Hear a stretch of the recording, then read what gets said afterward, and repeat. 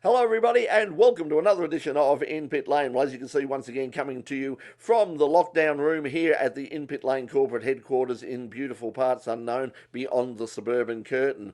Now, if you've been watching supercars for any period of time over the last half decade or so, you'd be familiar with the Stadium SuperTrucks. They're a very popular part of the category and of major events for supercars over the past 5 or so years.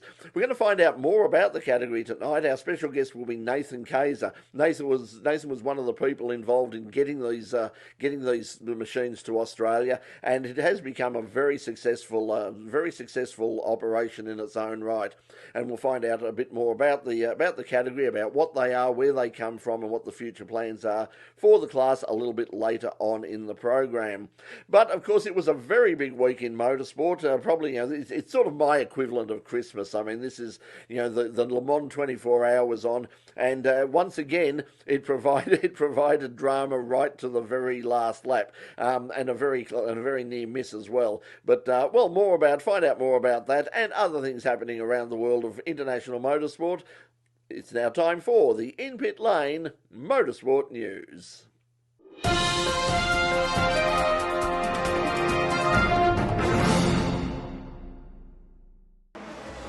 Toyota overcame persistent fuel pressure problems to take an historic 1-2 victory in last weekend's Le Mans 24 hours.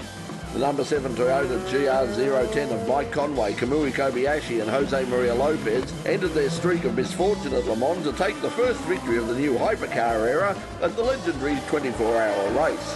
They finished 2 laps ahead of the sister car of Brendan Hartley, Kazuki Nakajima and Sebastian Buemi. It was a chaotic finish to the LMP2 battle. Team WRT looked on course for a 1-2 finish when the leading car of Luis Delatraz, Robert Kubica and Yi ran out of fuel on the final lap.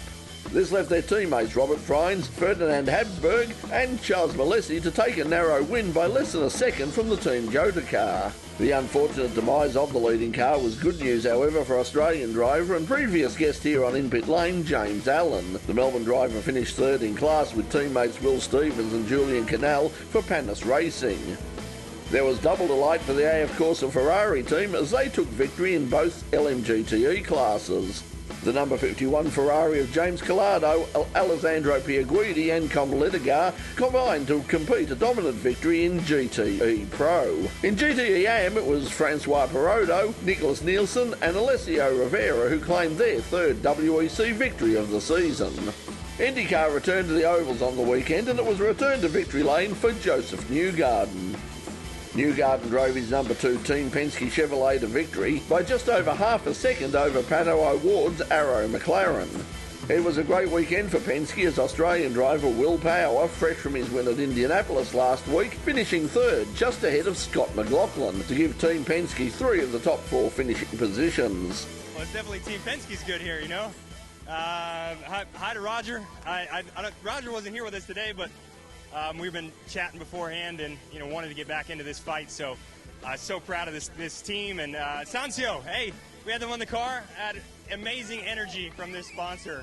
Before I can hear him out here. There was like an army of yellow soldiers for me before this race started. You hear that? I've never had such energy from a sponsor before a race. I was like, this is excellent. You guys need to keep this up all race long and we'll win this thing. But Team Chevy did great, as you can tell. It's a 1-2 finish for Team Chevy, so super pumped with my fuel mileage today. That was put to the test, our reliability and just our outright pace. So I couldn't ask for much more. Everyone did a great job. Tim, the boys, thrilled. So we got to keep going. We know this is going to be a climb here these last 4 events, but this goes a long way tonight. The complexion of the championship changed dramatically on lap 65 when 6-time and reigning series champion Scott Dixon, series leader Alex Palou and Rinus VK were involved in a crash in turn 1. With Palou out of the race, the second place to O'Ward now gives him the series lead. It was an 8-lap shootout for the win at Michigan Speedway as Ryan Blaney took the honours at the Firekeepers Casino 400. Blaney only led 8 laps of the 400-mile race, but they were the final 8 as he took the flag over William Byron by less than 1/100th of a second. Blaney jumped to the front of the field on a late restart and never relinquished the lead on his way to his second win of the season. The late race restart came after a multi-car wreck off turn 4, with Martin Truex getting into the back of Joey Logano. Michael McDowell got into the back of Christopher Bell, and Josh Berry was also collected. While Toyota was stealing the limelight at Le Mans, it was a Nissan 1-2-3 at the latest round of the Japanese Super GT Series at Suzuka. Ronnie Quintarelli and Sugio Masuda led a Nissan sweep of the podium positions as the Nismo pair claimed their third consecutive Suzuka victory. Toyota did have some reason to smile, however, as the GT300 honours went to Atsushi Miyake and Yui Tsutsumi in a Toyota GR Supra. And in drag racing, Steve Torrens has now won at every track on the NHRA circuit after his first win at Brainerd International Raceway on Sunday at the 39th annual Lucas Oil NHRA Nationals. Torrens drove to his 7th victory in 2021 to beat Clay Millican in the Top Fuel final. In Funny Car, defending world champion Matt Hagan drove to the win with a run of 3.923 seconds at 327.98 miles per hour in the final to beat Cruz Pedregon. And that's the In Pit Lane motorsport news for the week commencing Monday, the 23rd of August 2021. We'll have more news next week.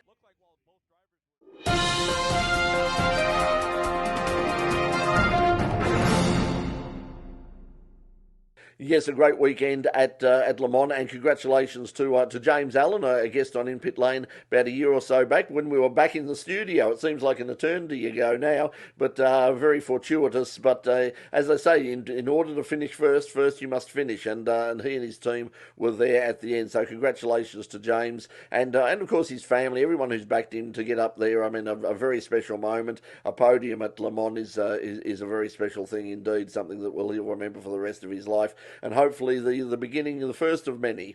So we're going to take a break now on In Pit Lane, but when we come back, we're going to be talking sort of, in many respects, the polar opposite of Le Mans. It's the Stadium SuperTrucks, and they're going to be joining us right after the break with our special guest, Nathan Crayzer. You're watching In Pit Lane here on Channel 31 and on the In Pit Lane YouTube channel, and wherever you might find fine quality programming or even stuff like this. We'll see you in just a moment. Don't go away, we'll be right back. Welcome back to In Pit Lane. Well, if you've watched any supercar racing over the last 5 or 6 years, you'd certainly be familiar with the Stadium SuperTrucks. They've become one of the most popular support categories on the card, particularly at major events like the street races at Adelaide and Townsville, right across Australia. They've become, a real highlight, especially for the families as well. The kids absolutely love these things. I mean, they're just an incredible spectacle. The thing about Stadium SuperTrucks is, really, what are they? Why are they here? How did they get here? To find out, we're going to talk tonight with somebody who was responsible in one way of bringing them to Australia. Here's Nathan Crayzer. Nathan, welcome to In Pit Lane. Thanks very much for having me. Now, just for people who sort of aren't familiar with the history of this category, tell us about, basically a potted history. What are Stadium SuperTrucks and where did they come from? So Stadium SuperTrucks are from America. They were brought to the track by a very intelligent gentleman by the name of Robbie Gordon that a lot of people would know from his time in NASCAR, Indycar, and also in the off-road in Baja. But it was a series that was done by a gentleman by the name of Mickey Thompson, which was very much off-road. And then probably in 2012, Robbie decided that it was the type of thing that needed to be brought to pavement and brought to street circuits. And Long Beach 2012 was the first time that they hit the track. They're becoming incredibly popular over there, and it's a similar sort of format to what we see in Australia. It's those sort of street races and special events where they sort of come on. I mean, as I said, you were partly responsible for bringing them to Australia. How did the category eventually come to Australia? So I started at Adelaide 500 back in March 2012. So I attended my first event just as a spectator before taking on the role as commercial manager in 2012. And then in 2013, where I had my first time in the role, I had a very, I suppose, motorsport-focused person working with me in Craig Dontis that a lot of people would know from his time in Super Utes. He was a part of my team, and we found these things called Stadium SuperTrucks in America. So we had the 213 event, and I was due to go on a family holiday to America. So I decided that Craig and I would go a week earlier, and he'd come along with me, and we went to Long Beach where they were on to the then Toyota Grand Prix and with Indycar, and we sat down and met with Robbie Gordon, which I must say was an absolute whirlwind. He's an interesting character. And it then took the best part of 12 months, 15 months planning to strike a deal with him to have them come to Adelaide. What was the reaction? I mean, from my memory, I mean, they were really sort of, this exploded onto the scene when they got to the streets of Adelaide, and it was very much to say, in some respects, a mixed reception. The public absolutely loved them, but there were, some of the chaps, some of the old school tie weren't particularly thrilled about these things leaping about the circuit, were they?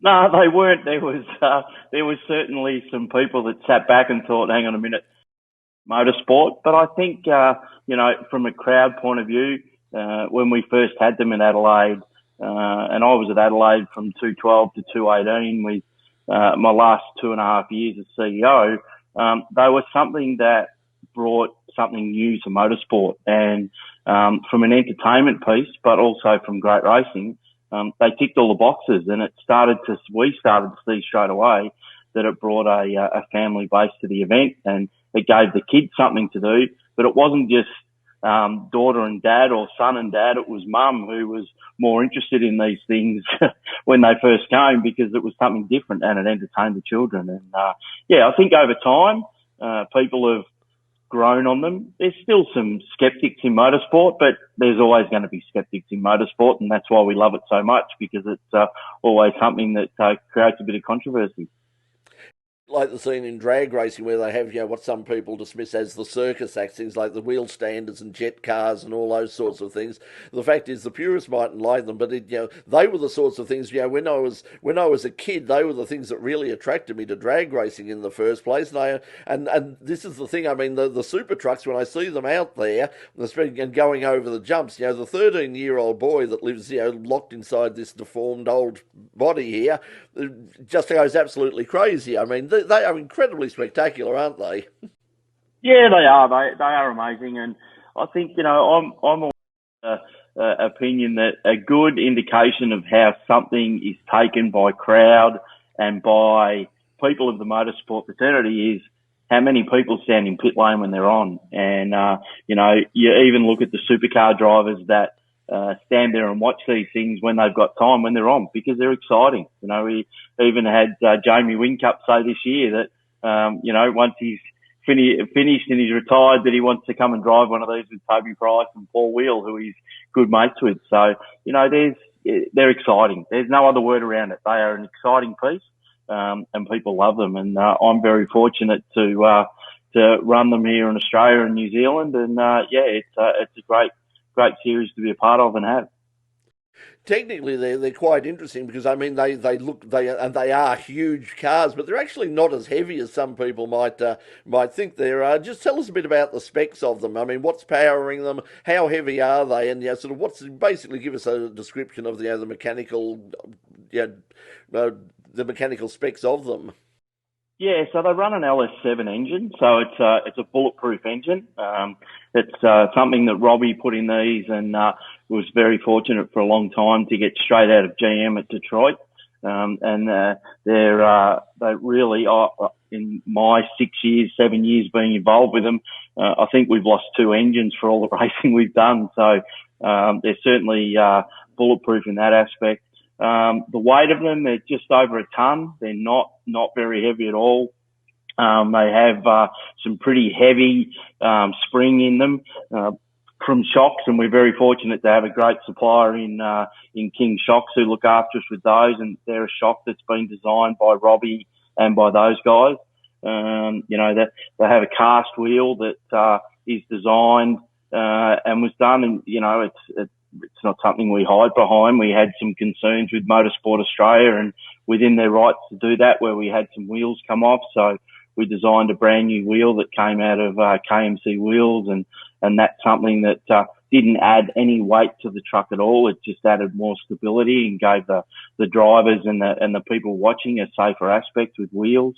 And then our bodies are just fiberglass. They're a fiberglass body that we can change from truck to truck in the space of 2 minutes. So, and the reason why we do that is that every truck is exactly the same. They're built the same. They have the same components. Yes, okay, you can change a little bit with the springs on them, but that's to the driver's liking. But if we have a driver that comes to me after a session that says, Nathan, there's something wrong with my truck, 9 times out of 10, if Robbie's there, I'll turn to Robbie and say, Robbie, you need to hop out of your truck and give it to that driver, and you're going to hop in here just so they can see that there's no difference. And if Robbie's not round, then it's always Paul Morris.